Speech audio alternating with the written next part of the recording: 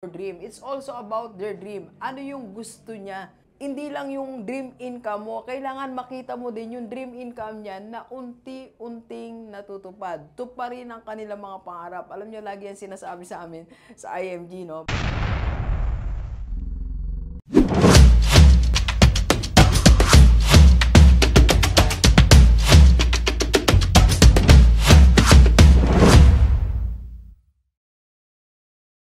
Gilivers, pag-usapan natin. Paano ba mag-alaga ng solid team na kumikita? Let's go! Let's go! Welcome to Building a Solid Team episode natin. Alright? Paano nga ba tayo mag-alaga ng team? Hindi lang maka-team or hindi lang masabing may team ako dito, kundi kumikitang team. Alright? Marami nang bumuo ng team. Team A niya, Team B, Team C, pero pag tingnan mo, magkano income? Income, walang results. So, punta tayo dun sa team na kumikita. So, una, bumuo po ako ng triangle. First is maintaining relationship outside sales. Okay? Linawin natin, no? Hindi basta relasyon. Relasyon nyo, ikaw team leader, bilang member mo siya, meron kayong relationship when you are giving instruction. Tama? Pero dapat after or outside that sales relationship, meron pa kayong isang relationship. That is, dito nyo pinag-uusapan, dito kayo nagkakaalaman, dito mo siya naiintindihan kung ano sitwasyon niya sa bahay, kung ano ang nararamdaman niya ngayon, kung anong kinakaharap niyang problema, kung anong pinagdaanan niya. Dapat alam mo din ano nangyayari sa pamilya niya outside sales. Alam niyo, marami kasi ako nakita na team leader, walang pinakikialaman kundi yung benta ng member niya. Pag puro benta lang pinag-uusapan nyo, isang araw wala na yan. Relationship outside sales. Napakalaga. Alright? Second part ng triangle natin is looking into their dreams.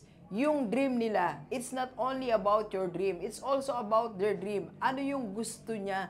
Hindi lang yung dream income mo, kailangan makita mo din yung dream income niya na unti-unting natutupad. Tuparin ang kanilang mga pangarap. Alam niyo, lagi yan sinasabi sa amin sa IMG, no? By the way, if you want to join my team, IMG Rockstar. PM lang sa personal life ni Doc. Dinidiscuss namin yan, paano mo balikan mo yung why, balikan mo yung dream, yung pangarap ng iyong member. So, for example, sa amin, no? Kahapon I was talking to Doc Audrey. Ay, Doc, nag-dinner kami sa kanila. So, nagkwentuhan kami outside sales. Nagkwentuhan kami kung ano iba niya pang pangarap. Kasi malaki na yung bahay ni Doc eh. So, okay na siya. May business din siya. Pero may iba pa siyang pangarap. Kalkalin mo yung iba pang pangarap ng yung member. So, nakangarap siya. Sabi niya, Doc, gusto kong mapag-aral ang anak ko ng doktor. Okay? So, tinan natin ano pa iba nilang pangarap. And third, yan. So, tinan mo ang next level ng yung member. Ipakita mo yung future. Ipakita mo na in 1 year, in 2 years, eto na magiging level niya. Eto na yung mararating niya.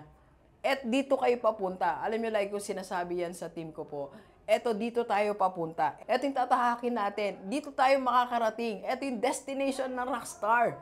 Like yung sinasabi sa kanila. So, ikaw as a team leader, ipakita mo yung destination nyo. Saan ba kayo papunta? Hindi lang dyan sa commission. Hindi lang dyan sa income. Meron kayong tiyak na pupuntahan. Alam mo, may mga leader na mga ligaw eh. Siya mismo, hindi niya maalaman kung saan siya pupunta. Siya mismo, hindi niya maalaman saan papunta ang team niya. Huwag mong iligaw ang members mo. Ikaw, team leader, kailangan alam mo saan kayo papunta. Okay? So, Gilivers, kailangan mag-alaga ka ng team na kumikita para sa'yo, para sa kanila din. Let's go! Let's go! Copy po tayo. Copy po. Thank you for watching. We are inviting you to attend our free webinar on how to save and invest the right way and how to avail sa Kaiser. PM na sa personal live ko po.